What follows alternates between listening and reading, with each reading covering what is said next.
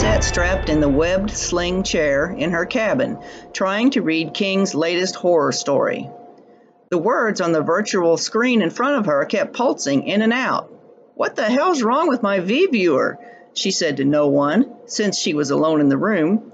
And, being alone in the room, no one answered her. Or did they?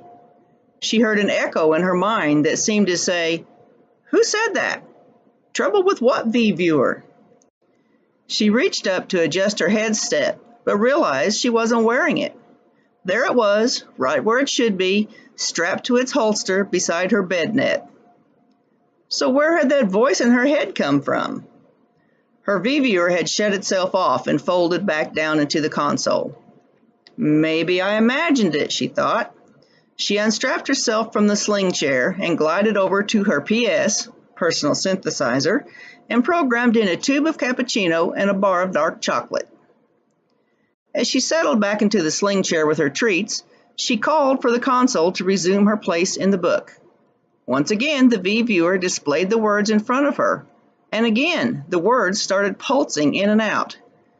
She thought to herself that she needed to call Rick, their electronics wizard, to come and check out her viewer. She closed the console, popped the remaining piece of chocolate in her mouth, and went to get her comm unit. Across the ship, Captain Donovan resumed his seat at the control panel display.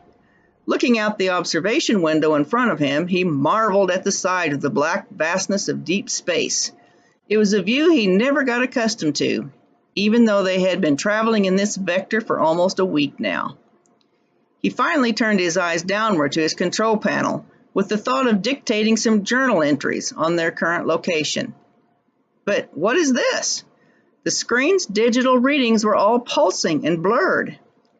At that instant, he heard what sounded like Tammy reaching out to Rick about a problem with her V-viewer. But he knew that Tammy was on downtime rotation, and she wasn't currently connected to the communications grid. Rick was in the ship's exercise module and had just called up the robo-droid to program in a session of kickboxing. As he turned to the control board to scroll through the available scenery scripts, the menu on the console began pulsing. And then he thought he heard someone say, "What the hell is wrong with my V-viewer?" He immediately thought, "Who said that? Trouble with what V-viewer?" It sounded like Tammy. He wasn't wearing his comm unit, so this made no sense that he had heard her voice.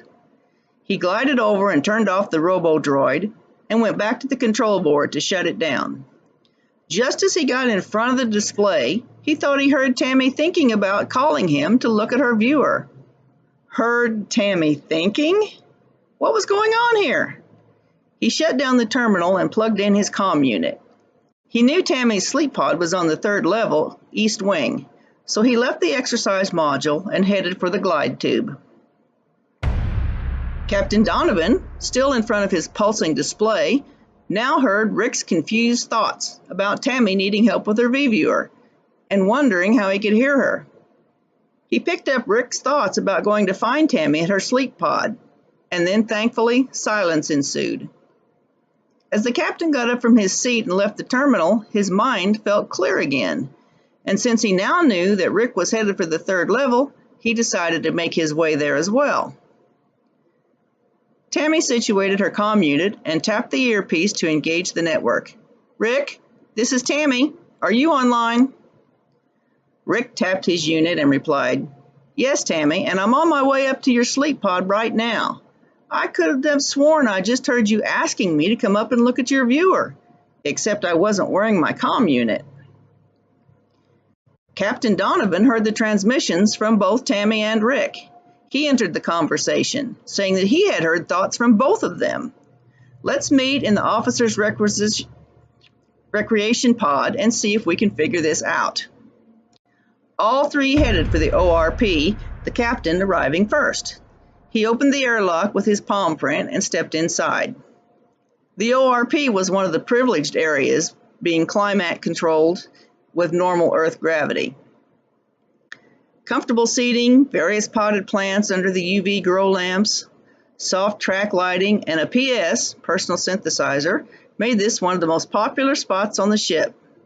"Geneva," he called to the ship's AI, "bring up some soothing music and be on standby to assist us with understanding this new anomaly we are experiencing." Rick and Tammy arrived a few minutes later. They stood looking at the captain, waiting on him to speak. "Okay," he began, "I've got Geneva in on this as well. As I seem to understand it, all three of us have had the thoughts of the others in our minds just a little while ago. Is anyone hearing anyone else's thoughts now?" They each closed their eyes and tried to discern anything coming from the others. After a few minutes, each confirmed there were no thought transfers going on. They spent the next half hour discussing what could have caused such a thing. Why did it happen to all three of them at the same time? And why did it stop? Geneva chimed in and said, "According to my monitoring of the ship's internal systems and each person's biometric readings, I can make the following observations. 1. At 21:07, the ship's speed surpassed the speed of light for the first time in our voyage. 2. At that same time, all three of you had elevated heart rates and increased activity in the temporal lobe of your brain. 3. At the time, you were all engaged with an electromagnetic display that began pulsing in cadence with your heartbeats." The captain came up with the idea to test their mind-reading abilities again by calling down the navigation screen and asking Geneva to display their current location and trajectory. He said, "I'm going to have Geneva turn on the display and we will all study it. If the display starts pulsing, each of us should think about our first pet and see if we project our thoughts to each other." Rick said, "Sir, I can't do that. I've never had a pet." The captain said, "All right then, we will think about the first auto flyer that we owned." Tammy cleared her throat and said, "That won't work either. I've never owned an auto flyer." The captain thought for a moment and said, "Okay, then we'll think about someone we love. Everyone surely must have had now or in the past someone they love." Geneva booted up the display and the current solar system appeared on the screen, showing the location, velocity, and trajectory of their ship. They were still traveling at just over the speed of light. Within seconds, the display started pulsing as the captain, Rick, and Tammy all stared at the display and thought about who they loved.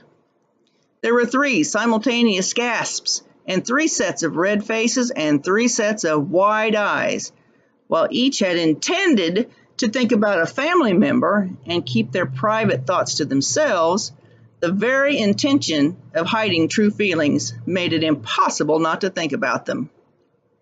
Captain Donovan was consciously thinking about his mother, for he truly loved her dearly. But the truth his heart settled on was that he had been in love with Tammy from the moment she had entered his command. But she was 20 years his junior in age, besides the fact that being her superior officer would make any relationship forbidden.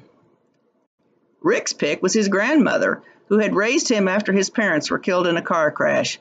There was nothing he wouldn't do for her. But what projected from his thoughts was his love for Captain Donovan, a secret he had intended to never reveal. Rick had never known his own father and was never interested in women. A strong, older man like Captain Donovan filled some basic need he didn't even know he had. Tammy was trying her best to think about her big brother Ben, who had always been her hero all during their childhood. Instead, Rick was the one who occupied her thoughts, try as she might not to let him know. He seemed so unhappy and lost sometimes that Tammy's heart melted for him. Now she knew Rick was never going to be interested in a relationship with her. The abashed group stood looking in horror at each other over what they had just revealed. How could they possibly continue this journey in close confinement for the next 8 months knowing what they knew now?